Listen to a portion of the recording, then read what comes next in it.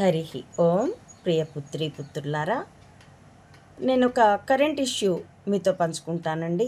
మీ live సీన్లోనే ఉన్నది, మీరు విశ్లేషించుకోవచ్చు.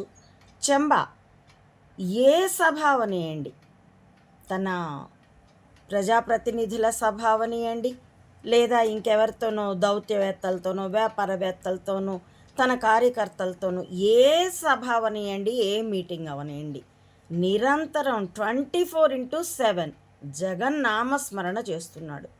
భాగవత కథలో ప్రహ్లాదుడు నారాయణ నామ జపం చేసిన దానికంటే భక్తితో, హిరణ్యకశిపుడు ద్వేషంతో మహావిష్ణు నామస్మరణ, నారాయణ నామస్మరణ చేసి చేసి చేసి తరించిపోయినాడు, శాప విమోచనం పొందాడు.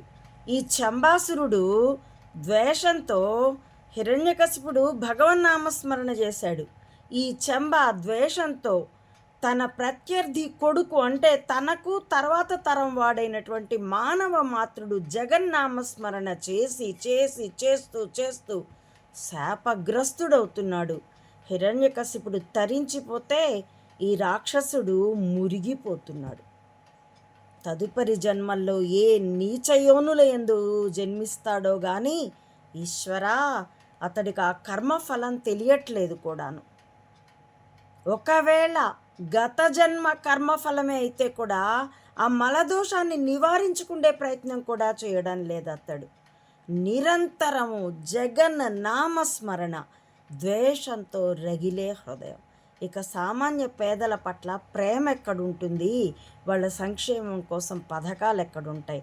పథకాలు ఇచ్చేశాను, ఇంకా ఏమైనా అంటే మీ నాలుక మందం అనేటటువంటి కపాల మందపు తండ్రి కొడుకులు.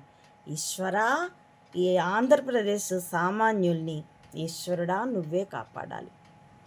కాబట్టి ప్రజలారా, పరికించి చూసుకోండి, ఇదెక్కడ విపరీతమో. ఎక్స్పోజ్ తెలుసు, కానీ నాకు ఎంతగా ముందుగా సిద్ధపడి ఉన్నా, ఇంత ఎక్స్పోజ్ అవుతారని అంచనాతో ఉన్నా, ఎప్పటికప్పుడు నా అంచనాని మీరుతున్నాడు చంబా. ఎప్పటికప్పుడు నన్ను విస్మయపరుస్తున్నాడు.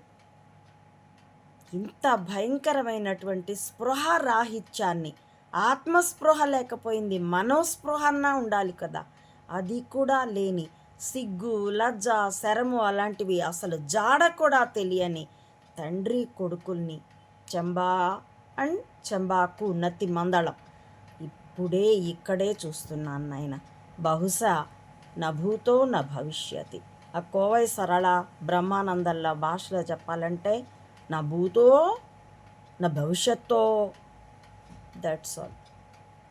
Check yourselves, common men and common women.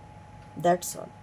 Hari Om ప్రియపుత్రి పుత్రులారా, నా ఈ వీడియోల కంటెంట్ మీకు పరిశీలనార్హం అనిపిస్తే please support my channel and spread my videos. Thank you for watching.